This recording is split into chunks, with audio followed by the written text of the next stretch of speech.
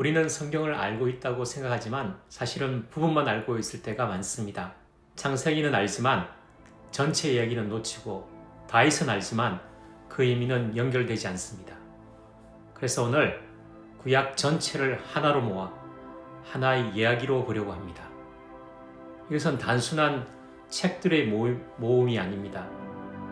한 분의 하나님이 인간과 어떻게 관계를 맺고 무너진 세상을 어떻게 회복해 가시는지에 대한 하나의 흐름입니다. 창조에서 시작하여 타락을 지나 구원과 회복 그리고 기다림까지 이야기를 한눈에 보겠습니다. 1편 창세기에서 출애굽기. 창세기입니다. 모든 것은 여기서 시작됩니다. 하나님이 세상을 창조하시고 인간을 만드십니다. 인간은 하나님과 함께 살아가도록 지음받았습니다. 하지만 인간은 하나님 없이도 살 수 있다고 생각합니다. 그 순간 관계가 깨지고 죄가 세상에 들어옵니다. 형제가 서로를 죽이고 사람은 점점 하나님께서에게서 멀어집니다. 그럼에도 하나님은 인간을 포기하지 않으십니다. 아브라함을 부르시고 한 사람을 통해 회복의 이야기를 시작하십니다. 출애굽기입니다. 이스라엘은 애굽에서 노예가 됩니다. 억압 속에서 사람들은 부르짖습니다. 하나님은 그 소리를 들으십니다. 모세를 보내시고 이스라엘을 구원하십니다. 홍해가 갈라지고 노예였던 사람들은 자유를 얻습니다. 출애굽은 단순한 탈출이 아닙니다. 하나님이 어떤 분이신지를 보여주는 사건입니다. 하나님은 억압받는 자들의 소리를 듣는 분이십니다. 2편 레위기, 민수기, 신명기, 레위기입니다. 구원받은 사람들은 이제 어떻게 살아야 할까요? 하나님은 말씀하십니다. 거룩하라. 거룩은 특별한 사람이 되는 것이 아니라 하나님과 함께 사는 삶입니다. 민수기입니다. 하지만 사람들은 광야에서 계속 흔들립니다. 불평하고 두려워하고 다시 돌아가고 싶어 합니다. 신명기입니다. 모세는 마지막으로 말합니다. 생명을 선택하라. 신앙은 감정이 아니라 방향입니다. 3편 여호수아, 사사기, 룻기. 여호수아입니다. 드디어 약속의 땅에 들어갑니다. 하나님은 약속을 이루십니다. 하지만 땅을 얻었다고 삶이 완성되지는 않습니다. 사사기입니다. 사람들은 하나님을 잊습니다. 각자 자기 마음대로 살아갑니다. 혼란과 반복된 실패가 이어집니다. 룻기입니다. 그 혼란 속에서도 한 사람의 사랑이 하나님의 계획 안에 들어옵니다. 작은 선택이 큰 이야기를 만듭니다. 4편 사무엘 상하. 사무엘 상입니다. 사람들은 왕을 원합니다. 하나님 대신 눈에 보이는 그 왕을 원합니다. 사울이 왕이 되지만 마음이 무너집니다. 사무엘 하입니다. 다윗이 왕이 됩니다. 그는 하나님을 사랑했지만 완전하지 않았습니다. 죄를 짓고 삶이 무너집니다. 하지만 하나님은 그를 버리지 않으십니다. 하나님은 완전한 사람을 쓰시는 것이 아니라 은혜로 그 은혜를 붙드는 사람을 쓰시는 겁니다. 5편 열왕기 상하. 열왕기 상입니다.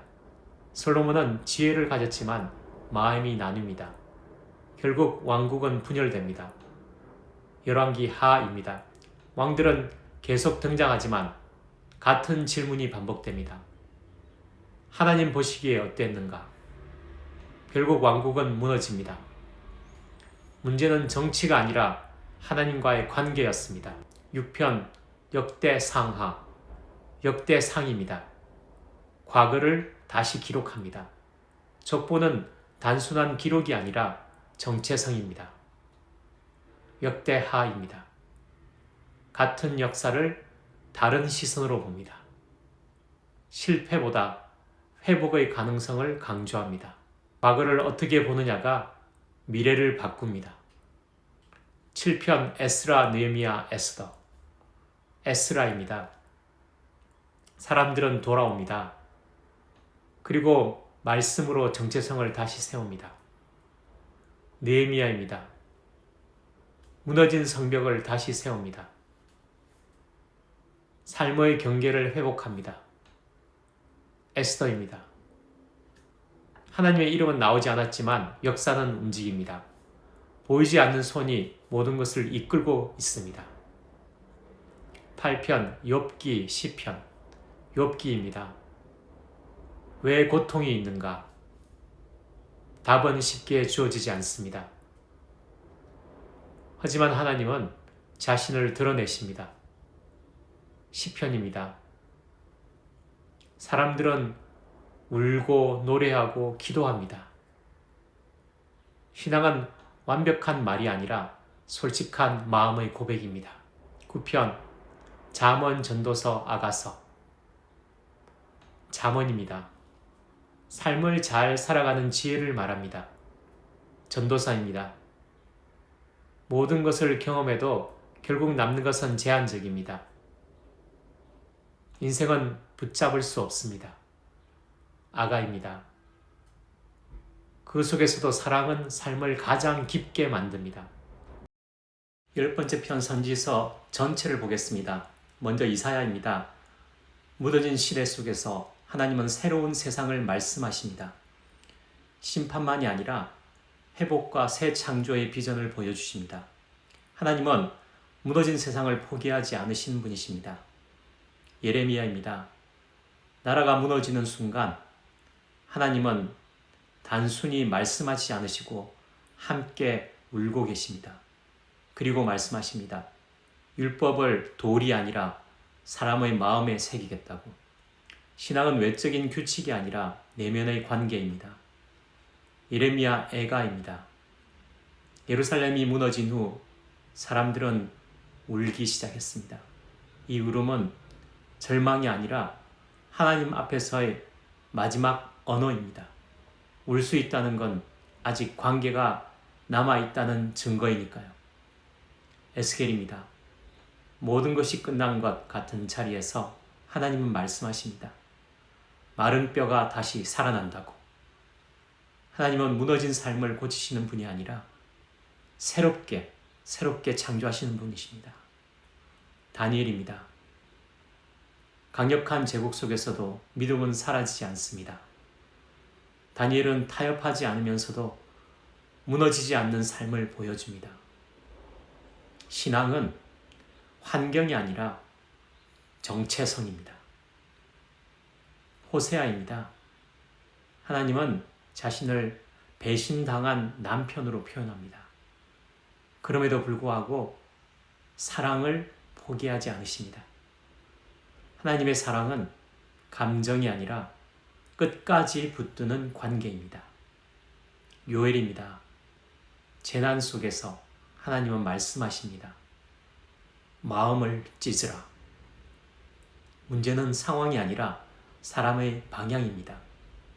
위기는 끝이 아니라 다시 돌아갈 기회입니다. 아모스입니다. 예배는 계속되어 있었지만 정의는 사라져가고 있었습니다. 그래서 하나님은 말씀하십니다. 공의를 물같이 흐르게 하라. 신앙은 말이 아니라 삶의 구조입니다. 오바댜입니다. 예루살렘이 무너질 때 형제는 외면을 했습니다. 하나님은 말합니다.